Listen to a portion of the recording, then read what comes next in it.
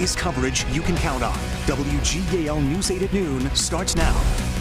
Good afternoon. I'm Susan Shapiro, and crews in Texas are still searching for people reported missing in the floods. More than 160 people across the state have still not been located. The death toll has now topped 100, and officials fear that it will rise. A Lancaster County native is there helping. Andrew Rader, who works as a tow truck driver, moved to Leander, Texas in April. That's about 2 hours from the hardest hit areas, but he says he's never seen flooding this severe, and his company is trying to help.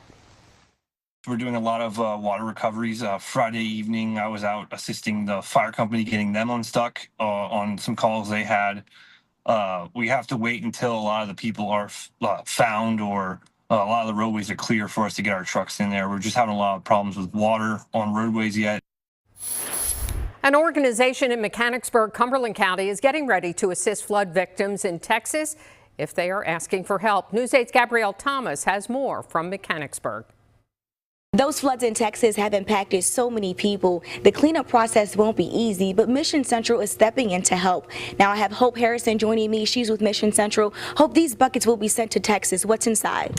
So basically all the things that they're going to need to start the cleanup process. We have scrubbies, some clothespins, clothesline, masks, because there's a lot of mold situations that can happen, gloves, just really everything they need to just the initial cleanup for that to start. And how many of these buckets are needed to get the job done? I know you guys have sent thousands in the past. Yeah, last year we sent over 8,000 buckets out to those areas affected. Typically 1 to 2 is what a family will need to do that initial cleanup. If they need more, it's always there. But 1 really just starts that process depending on the house size. Thank you, Hope. Well, if you would like to help or donate, you can donate right here at Mission Central. They are open Monday through Friday from 9 to 3. Reporting here in Mechanicsburg, I'm Gabrielle Thomas, WGAL News 8. And you can donate to the Community Foundation of the Texas Hill Country. Just scan the QR code you see on the screen, which will take you to our website, WGAL.com, where you will find more information. Utility companies in Lancaster County and elsewhere have been busy over the last few weeks with severe storms hitting the city and surrounding areas. The most recent storm brought debris down trees and wires and power outages in several neighborhoods. That's why it's important to prioritize safety when you encounter wires. Everybody is ready to respond as quickly and safely as possible whenever a customer would experience an outage. And PPL says to make sure necessary electronics are charged, to have batteries on hand and use flashlights instead of candles to avoid any fire hazard. Looking live across the Susquehanna Valley from our SkyCam network, it's a nice looking day, but it is pretty warm out there today. Meteorologist Mike Susko has more on the forecast. Mike. Yeah, good afternoon, Susan. Good afternoon, everyone. It is a very warm and muggy day out there here, and we are tracking the potential for a few more storms as we head into the afternoon. The timing for this time will be between 3 o'clock and 8 o'clock. And notice the highest chance for storms is in our southeastern counties, so southern Lancaster, southern York. That's where the best chance is. It will decrease as you go farther northwest later today. But you're looking outside Harrisburg right now. We got some clouds bubbling up there right now, but it is dry. Current temperature in Harrisburg 85 degrees, but it feels like more like closer to 90 because dew points are right around 70 degrees. Storms are off to the west, and they will begin to move in as we go through later on this afternoon. Like I mentioned, there is another flood watch in effect, though, for Adams, York, and Lancaster County from 3 p.m.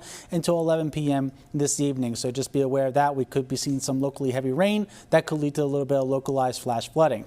Temperatures are in the 80s right now with dew points right around 70 degrees. That's why it's humid. And as we look at the 12-hour forecast, you can see those storm chances really increasing again between that 3 o'clock and 8 o'clock time frame here as we go through the evening commute. So just be aware of that. And again, the best chance for storms, Susan, will be in our southeastern areas, southern Lancaster and southern York County later today.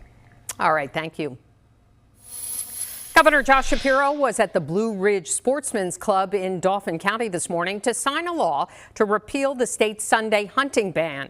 Hunting will now be permitted on all Sundays instead of just select Sundays. Representatives of the Pennsylvania Game Commission and the Secretary of Agriculture attended the signing. The law is expected to boost revenue from new hunting licenses and strengthen wildlife conservation. And Governor Shapiro also signed a bill to expand access to the overdose reversal drug Narcan. It provides EMS workers the authority to leave naloxone or Narcan at the scene of an overdose so the victim and their family can prevent any future emergency. The provision takes effect in the next 60 days. Trash will once again be picked up in Philadelphia now that the strike by union workers is over. Trash has piled up since sanitation workers and other union members across the city walked off the job July 1st. The city employees had asked for better wages and benefits. The union president says the union agreed to the tentative agreement, but is unhappy with the outcome. The city of Philadelphia has to do better by its members, has to put the members and the workers who handle all the essential functions as a priority in the city. I don't feel like that's been done. Mayor Sherelle Parker says the 3-year contract increases members' pay by 14% over 4 years. New at noon, more than 1,400 union workers at WellSpan Chambersburg will go on strike. The union says it will announce Friday the date and length of the strike. Workers are required to give 10-day notice, so July 22nd is the earliest date for a strike. Healthcare workers want WellSpan to give them better labor practices and better patient care. Breaking news, Harrisburg police are investigating a shooting that wounded a young boy. Police say it happened this morning around 3 on Penn Street. When officers got to the scene, they found the boy with a non-life-threatening gunshot wound. They say he was taken to the hospital. Anyone with information is asked to call this number.